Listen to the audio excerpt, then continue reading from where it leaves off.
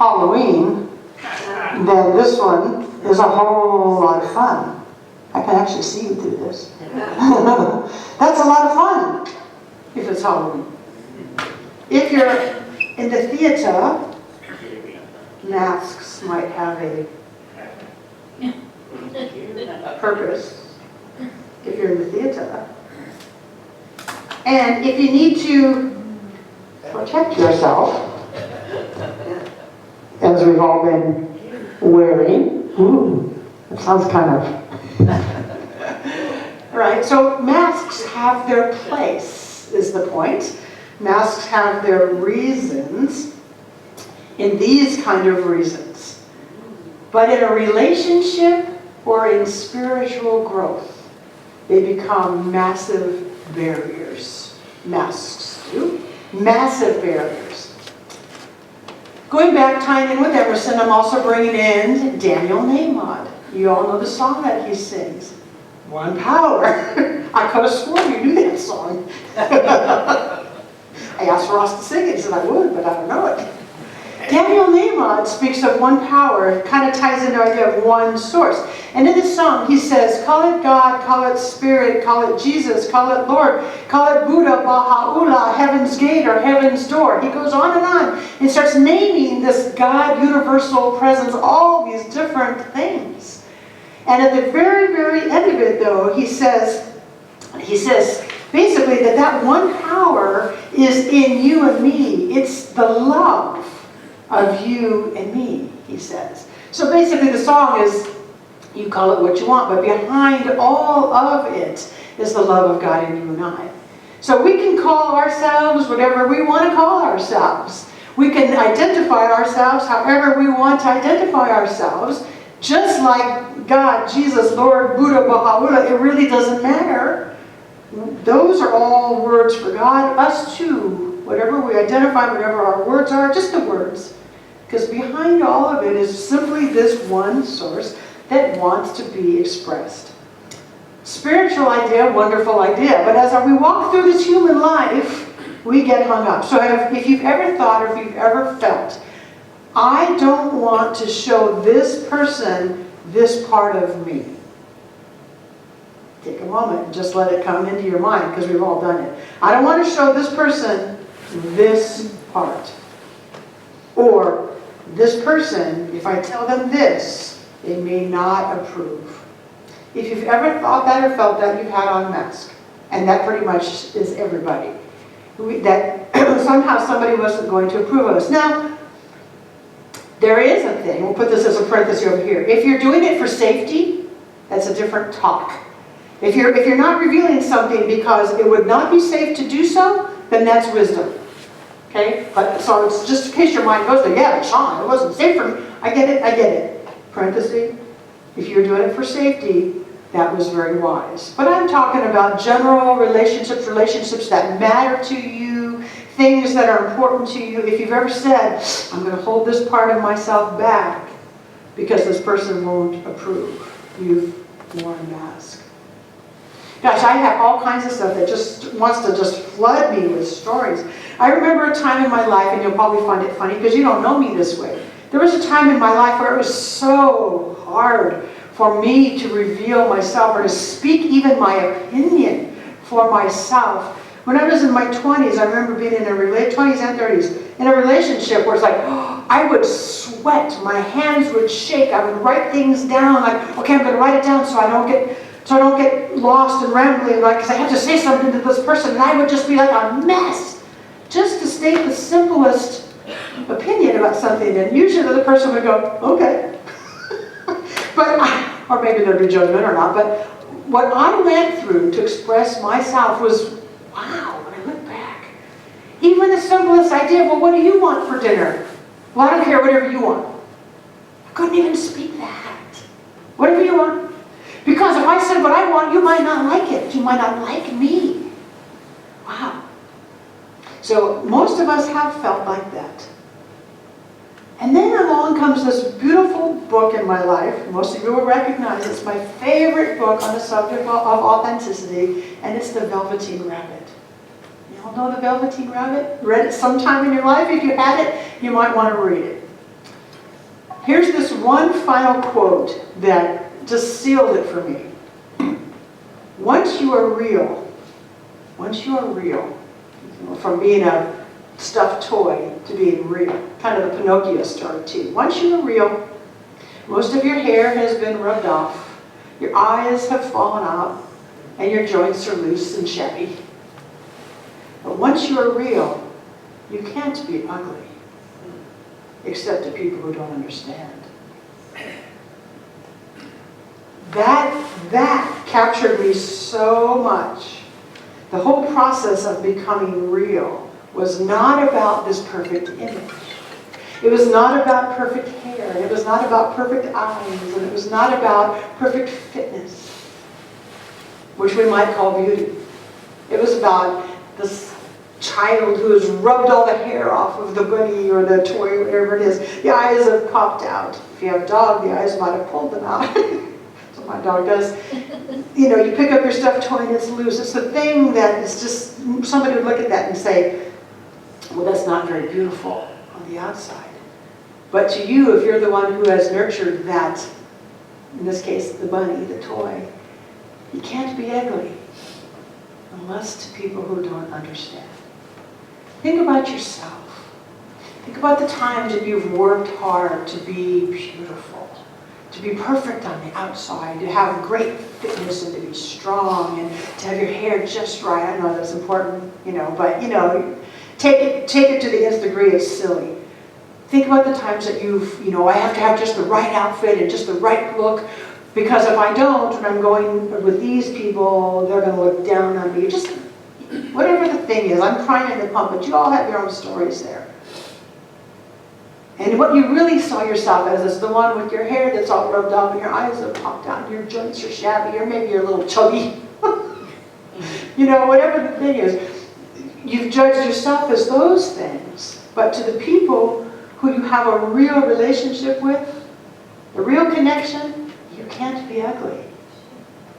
I really, if you forget everything else I say today, I really would like you to take this home. To the people who love you, to the people who you have that authentic connection with, you cannot be ugly. You cannot be anything other than perfect, no matter how much you might judge yourself. And isn't that what we do? So let's go to Brene Brown, my favorite all month long. She says, because true belonging only happens when we present our authentic, imperfect selves to the world, our sense of belonging can never be greater than our level of self-acceptance. Read it again. Take it in.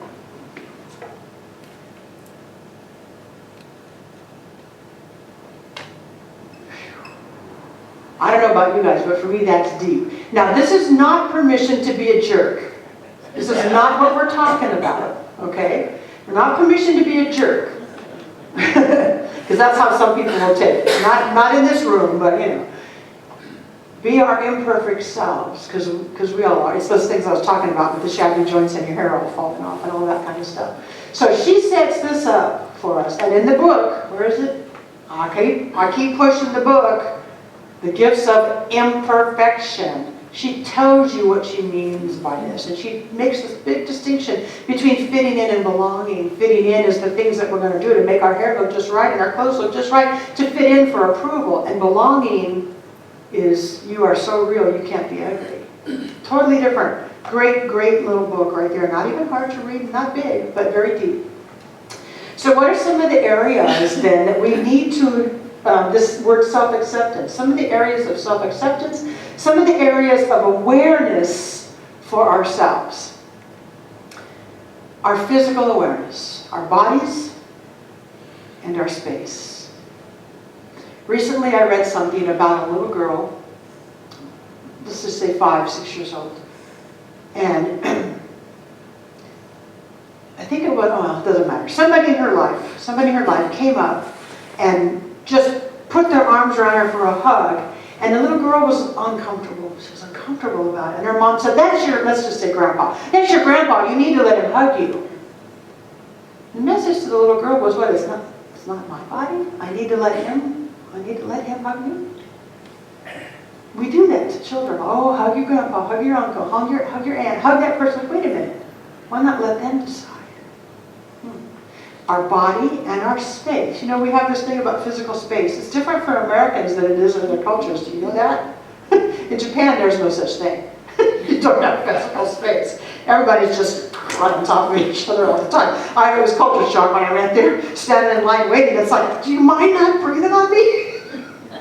But to them, it was nothing. It was not rude. So you got to be mindful. There we go. You got to be mindful of that. Physical space. Our mental self. That's our thoughts and our opinions. I'm talking about now accepting ourselves and being aware of ourselves. Know thyself. Mental, thoughts and opinions. Our emotional. Big, big part of that. Our emotional, our feelings, our emotions. Our feelings and emotions, when they come together with our thoughts, are what we might call our beliefs.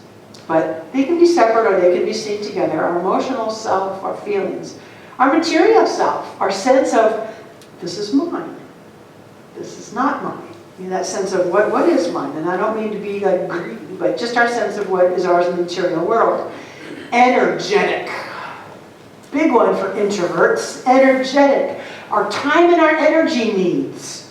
Be aware of that so we can set healthy boundaries with other people. What are our energy needs? If my energy gets exhausted by a certain behavior, I need to be strong enough to say, you know, thank you for that invitation, but I am exhausted at this moment.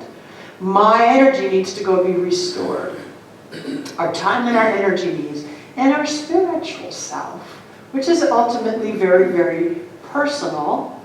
To have our own sense of spiritual living, know myself spiritually so much that I even know when to speak up in a group of people who are talking different than me and when to not. You learn that, and that's wisdom, right? It's wisdom to know when to say it and when to not say it. So again, know thyself. Because we can't accept ourselves, we don't know ourselves. Physical, mental, emotional, material, energetic, and spiritual. I love hearing about this practice from 12-step programs. There's a couple of steps that talk about requires that person to admit their mistakes and admit their shame out loud. Shame, this is all over this little book from Reverend Shawn. What shame will do to our relationships is usually deadly. Shame that we hold on to will make us sick. It will ruin every relationship that we have. And so one of the steps in the 12 steps is that you must say, I made this mistake. You must speak of your shameful things that you've done. Nobody really wants to do that. But the point is that if you're going to heal from this addiction, you must move into being able to say, here I am, here's my underbelly, there's things I did that I'm not proud of. Because if we don't heal that shame, it just continues. Now, you may not have alcohol addiction as your problem. You may have something else. Everybody has some level of shame which makes us want to go like this. So being able to say, this is a mistake. This is something I don't want you to know about me, but I want to heal this relationship. So the song Everyone Can Whistle talked about, help me let my guard down and help me be free. Help me let my guard down. Don't be the person who judges the person for doing so. We don't want to be that person. Someone else let their guard down. Are we going to go in there and like stab their belly? No. Let's recognize someone else is letting their guard down in front of me. This is the time to listen. Just listen. So that we're not adding salt to that very, very delicate wound. And it's the word vulnerable. Dropping the masks feels very, very vulnerable. And for those of us who do it and move past it, it is also very freeing. Because face it, it is exhausting to be what and who you are not. If I was a preacher, I'd say, can I get an amen? It's exhausting to be who and what you aren't. And it's freeing to finally say, well, this person might not approve of me, but I get to be myself anyway. It's a very freeing thing. So before I do the final prayer, I'd like to put the Brene Brown quote back up again, because I just think it's a beautiful thing to let you go home with. Because true belonging only happens when we present our authentic, imperfect selves to the world. our sense of belonging can never be greater than our level of self-acceptance. That's a beautiful thing to end with. And then the other thing I wanted you to take home with you is that whole idea of once you are real, you can never be ugly, except to people who don't understand. It's worth being yourself. It's worth cultivating yourself. It is so worth finding what that is. Accepting ourselves, dropping the masks, then opens up the world to us. But we have to be willing to do it. And that will become my prayer. So I invite you to just close your eyes with me. As we close our eyes, we turn inward, where we find the God of our understanding. We turn inward, where we can feel our own breath and understand that's the breath of God in us. We feel our own heartbeat, and we recognize that's the heartbeat of God within us, not separate. That which created us is moving through us, living by means of us all the time. And so God intelligence is what I call my intelligence. And what I call my love is the love of the divine. And what I call my creative power is the creative power of the divine. And so that one source is right here, readily available to guide us, to lead us all the time. Simply waiting for us to co-create and say yes. And so the joy and the love and the peace and the goodness and all the things of spirit are right here where we are. They are ours. And I speak my word in this prayer first for understanding. That in this moment we deepen our understanding. That we are expressions of that one. We are made unique. We are to be exactly as we are. Unique creations of the one life. And as we remember that, we get in touch with the parts of ourselves that we've been hiding. We get in touch with the parts of us that we have felt were too imperfect to show others. And as we begin to get in touch with it and know it, we then can choose to drop that mask. And so I claim for us that as we are ready, at our own pace, we continue to drop the masks that no longer serve us. I speak this word for the freedom that comes after we get really good and practiced at dropping the mask. I speak this word knowing that each one of us came here to be this brilliant light, and that today we get it at a deeper level, and we shine it in a much, much more radiant way. I know this is our truth. And so as we are each up to it, we continue to move forward and evolve as the beautiful God lights that we are. I'm grateful to remember. I'm grateful to remember this for myself and for all of us.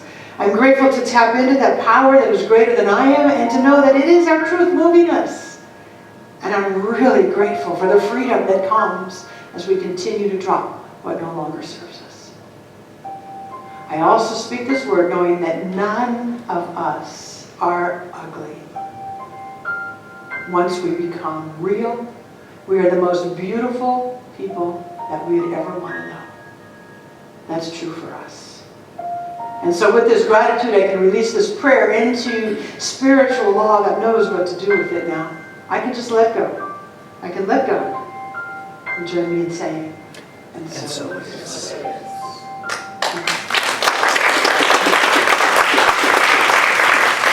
Such good subjects.